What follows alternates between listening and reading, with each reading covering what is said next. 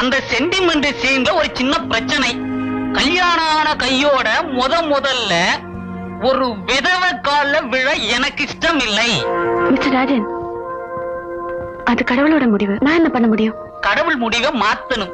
நீங்க கல்யாணம் கழிக்கணும், புருஷனோட ஜோடியா நிக்கணும், நாங்க உங்க கால்ல விழணும். இதுக்கு இஷ்டம் இருந்தா நீங்க இப்படி நிக்கணும், இல்லெங்கில் வெளியே போகணும். எந்தோ மனசுலாயோ சேச்சி.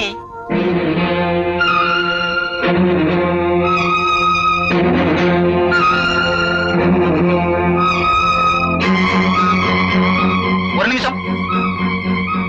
இந்த கல்யாணம் நடக்காதுன்ற முடிவுனால நீங்க புறப்பட்டு வந்துட்டீங்கன்னு நான் நினைக்கிறேன். அப்படின்னா ராதாவை நான் மறந்துடுறேன்.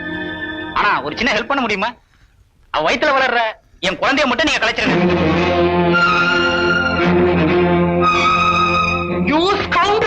அச்சுதன் நாயர், நீ இங்கிலீஷ்ல திட்டினாலும் சரி, தமிழ்ல திட்டினாலும் சரி, மலையாளத்துல திட்டினாலும் சரி, மேட்டர் என்னமோ ரெண்டு. ஒண்ணு அக்காகாரி கல்யாணம் கழிக்கணும், இல்ல தங்கச்சிகாரி கருவை கலைக்கணும். உமே, என்னோட வீட்டுக்கு வரு. வாங்க. அவட இருக்கி. உமே, உனக்கு இங்கிலீஷ்ல ஒரு வாசகம் அறியும். Understand your problem, analyze your problem, attack the problem and arrest the problem. மனசிலாயோ? உன்னுடைய பிரச்சனை என்னன்னு நீ முதல்ல அறியணும். பின்ன அதை தீர ஆலோசிக்கணும், அதை எதிர்த்து நிக்கணும், கடைசியா சவிட்டி களையணும். இப்போ உன்னுடைய பிரச்சனை என்ன? நீ ஒரு விதவை அல்ல. நீ இன்னொரு கல்யாணம் கழிச்சாலே ஆ பிரச்சனை பறந்து போகும் அல்ல. ஆ காரணம் கொண்டானே யான் ஒன்ன இங்க விட்டு விழிச்சது. அப்படி இருக்கானா பறஞ்சது இருக்கு. எந்தொரு பேடி அகத்தேக்கு வரும். வரும் மாறுக்குட்டி வரும். எந்த குடும்பம் கண்டம். அது நாராயணி, இது பாருக்குட்டி. பாருக்குட்டி, ஆ நாராயணி யாரா? ചേച്ചിന്റെ പറ. എന്റെ അമ്മ. വയ്ക്കോ. നാരായണി, താൻ ആരാണെന്ന് ആ കുട്ടീന്റെ പറ. നിങ്ങളുടെ ഭാര്യ. മനസ്സിലായോ? ഈ നാരായണി എന്റെ ഭാര്യ, ആ പാറുക്കുട്ടി നാരായണന്റെ മോള. പക്ഷേ പാറുക്കുട്ടിന്റെ അച്ഛൻ ഞാനില്ല. ഞാന് നാരായണന്റെ രണ്ടാമത്തെ പുരുഷന. മനസ്സിലായോ?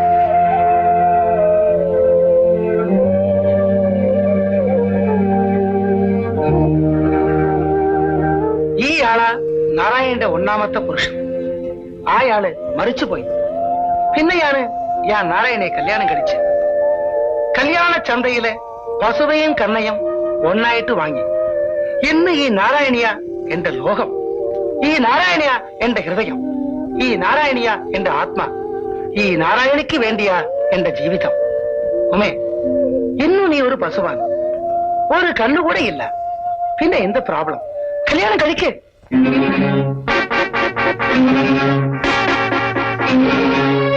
ഉമേ, ഈ കാര്യം നിനക്ക് പറയാൻ വേണ്ടിയാണ് കുട്ടി എന്നോട് വീട്ടിക്ക് വരണം, കുട്ടി എന്നോട് വീട്ടിക്ക് വരണം തിരിച്ച് തിരിച്ച് പറഞ്ഞത്. ഈ കൊല്ലംകോട് അച്യുതൻ നായർ പറഞ്ഞതുപോലെ സമ്മതിച്ച് നീ ഇന്നൊരു കല്യാണം കഴിച്ചാലേ ഞാൻ ഉനക്ക് നെയ്യപ്പം അടപ്പറവനോട് ചോരിട്ട് ഓട്ടോറിക്ഷാളെ വീട്ടിലേക്ക് കൊണ്ടുപോയി വിടും. ഇല്ലെങ്കിൽ ഇവിടെ ഒരു ചായത്തണ്ണി കൂടെ കിട്ടില്ല. നീ തന്നെ ബസ്സിലെ കയറി വീട്ടിലേക്ക് പോയിക്കോ.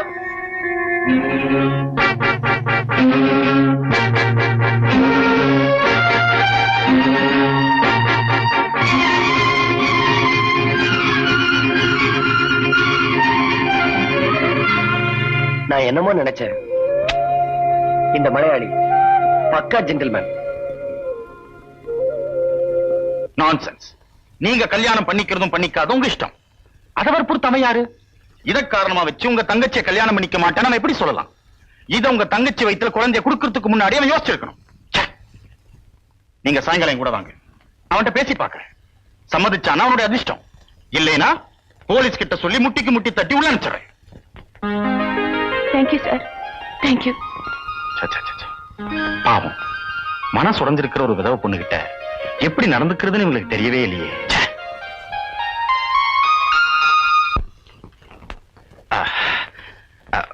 வாங்க மேடம், உட்காருங்க ப்ளீஸ். முதல் தடவையா வீட்டுக்கு வந்திருக்கீங்க. இந்த வீட்டையெல்லாம் உங்களுக்கு சுத்தி காட்டணும்னு எனக்கு ஆசைதான். ஆனா இது பெண்கள் இல்லாத வீடு. நம்ம மனசு எவ்வளவு சுத்தமா இருந்தாலும் பாக்குற கண்கள் தப்பா நினைக்கும்.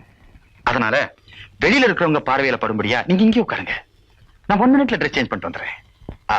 எக்ஸ்கியூஸ் மீ, இந்த காலை கொஞ்சம் எடுத்துக்கிறீங்களா?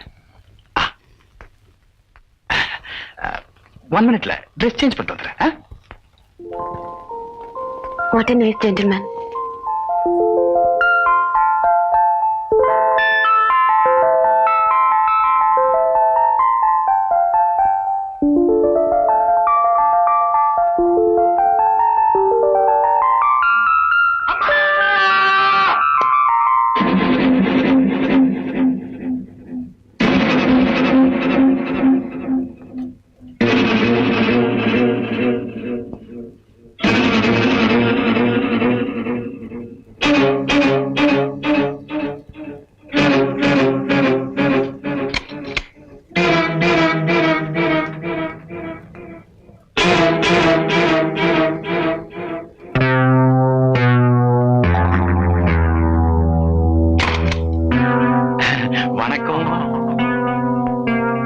ஆண்டவன் உங்க புருஷனையும் பறிச்சுக்கிட்டான், ஏன் பொண்டாட்டியும் பறிச்சுக்கிட்டான். ஈவு இறக்கம் இல்லாத அந்த ஆண்டவன் முகத்துல நம்ம கரிய பூச வேண்டாம். அதனால நான் உங்களுக்கு புருஷனாவும் நீங்க எனக்கு பொண்டாட்டியாவும் இருக்கிறதா நான் முடிவு பண்ணிட்டேன். இன்னைக்கு மட்டும்தான். மை டியர் மேடம்,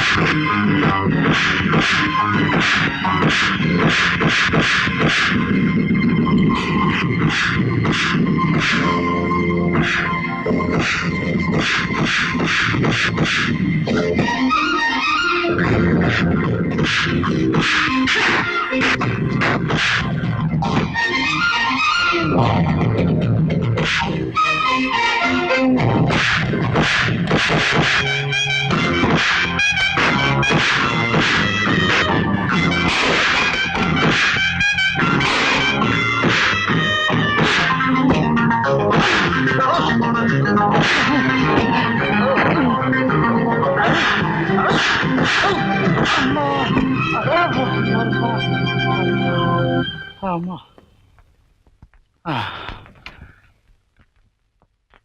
ஒரு நிமிஷம்.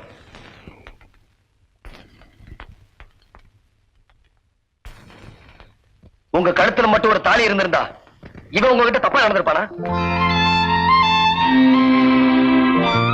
1000 போலீஸ் ஒரு பொண்ணுக்கு கொடுக்கிற பாதுகாப்பை விட ஒரு மஞ்ச கயித்தால அதிக பாதுகாப்பு கொடுக்க முடியும். அந்த கயித்துக்கு சொந்தக்காரன் நொண்டியா இருந்தாலும் சரி, முடவனா இருந்தாலும் சரி. ஒருவேளை நான் மட்டும் இங்க வராம இருந்திருந்தா நீங்க மதிக்கிற இந்த சமூகம் ஐயோ பாவன் அனுபவப்பட்டிருக்காது. சோரம் போன விதவன் உங்களுக்கு பட்ட பேர் கொடுத்திருக்கும். அவ்வளவுதான். இப்ப கூட இதே இடத்துல உங்களை என்னால அடைய முடியும். என்னை எவனும் தடுக்க முடியாது. ஆனா நான் மதிப்பு கொடுக்கிறது கேவலம் அழிய போற உங்க உடம்புக்கு இல்ல. அப்புறம் உங்க இஷ்டம். அப்பா